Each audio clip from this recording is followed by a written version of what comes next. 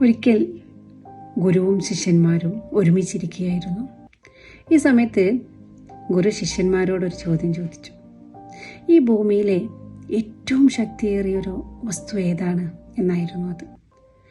ശിഷ്യന്മാർ ഒരുപാട് ഉത്തരങ്ങൾ പറഞ്ഞു. എന്നാൽ ആ ഉത്തരമൊന്നും ശരിയല്ലായിരുന്നു. ആ സമയത്ത് ഗുരു അവരോട് പറഞ്ഞു, ഇത്രയും കാലം ഞാൻ നിങ്ങളെ പഠിപ്പിച്ചിട്ടും ഇത്ര നിസ്സാരമായ ഒരു ചോദ്യത്തിന് ഉത്തരം പറയാൻ നിങ്ങൾക്ക് സാധിച്ചില്ലല്ലോ. പിന്നെ എന്തിനായിരുന്നു ഞാൻ ഇത്രയും കാലം നിങ്ങളെ പഠിപ്പിച്ചത്?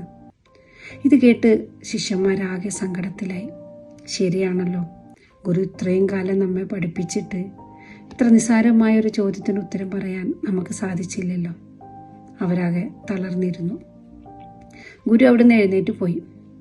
കുറച്ച് സമയം കഴിഞ്ഞ് ഗുരു തിരിച്ചു വന്നപ്പോൾ ശിഷ്യന്മാരതേ വിഷമത്തിൽ തന്നെയാണ്. ഇത് കണ്ടപ്പോൾ ഗുരു അവരോട് ചോദിച്ചു, അല്ല മക്കളെ, നിങ്ങൾ എന്തിനാണ് ഇത്ര വിഷമിക്കുന്നത്? ഞാനൊരു ചോദ്യം ചോദിച്ചു, അതിന് നിങ്ങൾക്ക് ഉത്തരം കിട്ടിയില്ല. എല്ലാ ചോദ്യങ്ങൾക്കും എല്ലാവർക്കും ഉത്തരം കിട്ടണമെന്നുണ്ടോ? എനിക്കറിയുന്ന പലതും നിങ്ങൾക്കറിയണമെന്നുണ്ടോ? നിങ്ങൾക്കറിയുന്ന പലതും എനിക്കും അറിയണമെന്നില്ല. പിന്നെ എന്തിനാണ് നിങ്ങൾ ഇത്രയധികം വിഷമിക്കുന്നത്? ഇത് കേട്ടപ്പോൾ ശിഷ്യന്മാർക്ക് ആശ്വാസമായി. അവർ സമാധാനിച്ചു.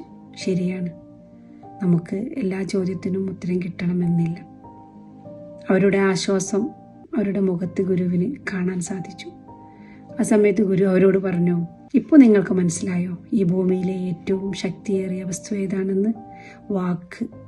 ഞാൻ പറഞ്ഞ വാക്കുകളാണ് ആദ്യം നിങ്ങളെ തളർത്തിയതും സങ്കടപ്പെടുത്തിയതും. എന്നാൽ ഞാൻ പറഞ്ഞ വാക്കുകൾ തന്നെയാണ് നിങ്ങളെ ഇപ്പോൾ ആശ്വസിപ്പിച്ചതും സമാധാനിപ്പിച്ചതും. അതെ, നമ്മൾ പറയുന്ന വാക്കുകൾ മറ്റുള്ളവരെ തളർത്തുന്നതും വേദനിപ്പിക്കുന്നതുമാണോ? അതല്ല, അവരെ വളർത്തുന്നതും ആശ്വസിപ്പിക്കുന്നതുമാണോ? നമുക്കൊരു വിചിന്തനം നടത്താം. Thank you.